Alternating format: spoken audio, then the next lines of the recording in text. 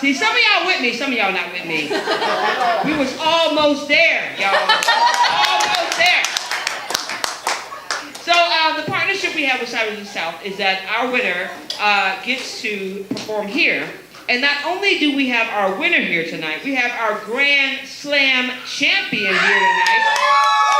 Came out on top of everybody. I want you to put your hands together right now, Y'all give it up for Christina Schmidt.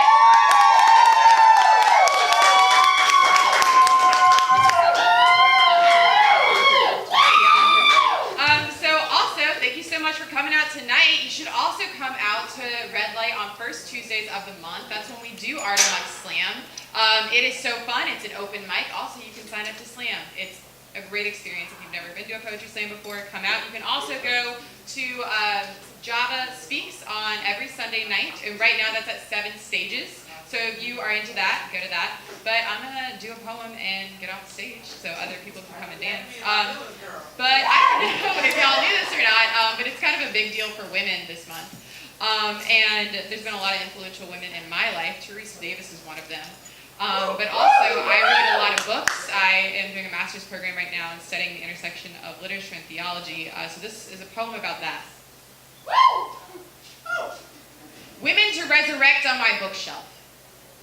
It is 1952, and Charlotte weaves delicacy in the old barn, when her peaceful afternoon is interrupted by Piglet, Wilbur, wailing at the fear of being slaughtered and dead for reasons out of his control. Charlotte, the mother Wilbur never had, weaves words of encouragement and amazement that save his life again and again. Later on in the story, Charlotte gives birth to 514 eggs and dies. Charlotte, the mother to the motherless, is never able to be a mother to her own. The spinner of words saves a life that was not hers. Charlotte is survived by all of her children. It is 1818, and mad chemist Victor Frankenstein is playing God again. The creature he created wants a partner to fill the voids of loneliness in his chest. So Frankenstein sets back to work at the kitchen table. He retrieves particularly picked pieces of body and creates an ensemble of arteries. She can almost feel the cool of the night on her skin when Frankenstein decides he doesn't want to bring a woman into this world. Instead, she can almost feel her limbs be torn apart and strewn across the kitchen table. She is survived by a partner she never met.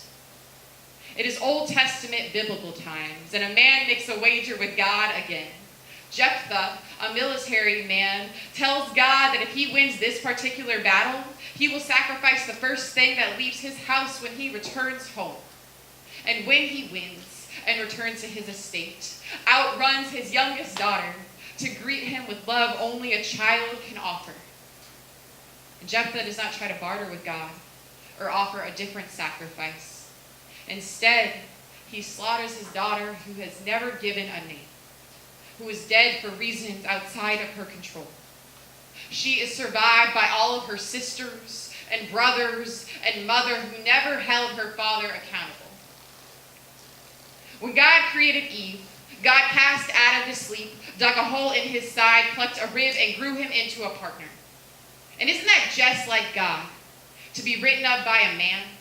Isn't that just like this world, to create women who die over and over again, who are contorted into the shape of a curve, only a half parentheses, who have particularly picked pieces of their bodies stolen so that the men can live on?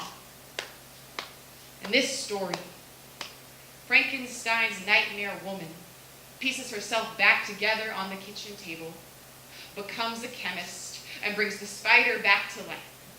And Charlotte retrieves Jephthah's daughter's slaughtered head and sews it back to her body with a spider web and names her Mary, for Mary Shelley, who wrote Frankenstein in the first place, who held the men accountable for assuming that they could do what we have always done, to birth others.